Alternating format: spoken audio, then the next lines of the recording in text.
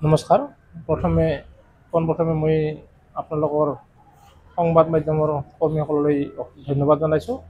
আপোনালোকে আমাৰ মাজত আহি অৰ্থাৎ আমাৰ গাঁওবুঢ়াসকলৰ মাজত আহি আমাৰ দুআষাৰ দুখ দুৰ্গতিৰ কথা শুনাৰ কাৰণে বা ৰাইজক অৱগত বা চৰকাৰক অৱগত কৰাৰ কাৰণে সুবিধা কৰি দিছে, তাৰ বাবে মই ধন্যবাদ জনাইছোঁ। কথা হ'ল কি, যোৱাকালি আমি সন্ধিয়া ভাল খবৰ এটা পালোঁ আৰু খবৰটো পাই সঁচাকৈ আমি আনন্দিত। আৰু এইকাৰণে আনন্দিত যে আমাৰ যিখিনি গাঁও প্ৰধান, এই গাঁও প্ৰধানৰ যিটো মাননি ভাত্তা, এই ভাত্তাটো আচলতে অত্যন্ত নগণ্য হিচাপে আছিলে।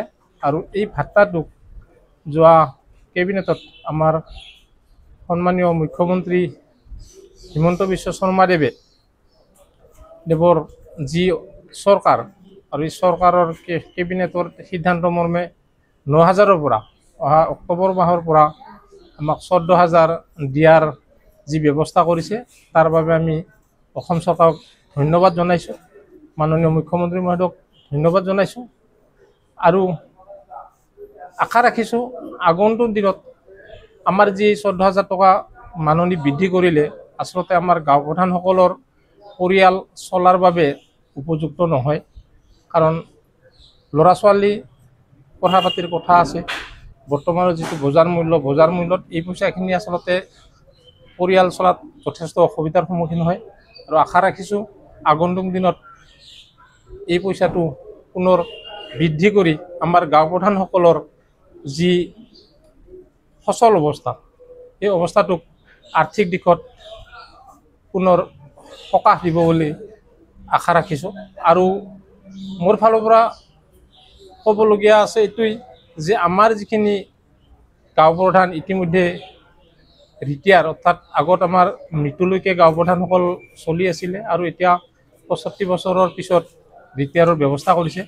আৰু এই ৰিটায়াৰ যিখিনি অৱসৰপ্ৰাপ্ত আমাৰ গাঁও প্ৰধান, এই গাঁও প্ৰধানখিনিক আমাৰ অসম চৰকাৰে এতিয়ালৈকে কোনো ধৰণৰ এককালীন হওক বা মাননি হওক দিয়াৰ ব্যৱস্থা কৰা নাই।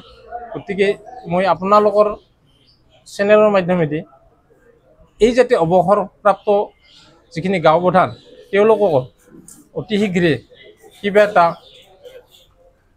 এককালীন মাননি দিয়াৰ ব্যৱস্থা কৰে, তাৰ বাবে অনুৰোধ জনাইছোঁ চৰকাৰক। আৰু চৰকাৰে যিখিনি কাম আমাৰ বাবে কৰিছে, ধন্যবাদ জনাইছোঁ।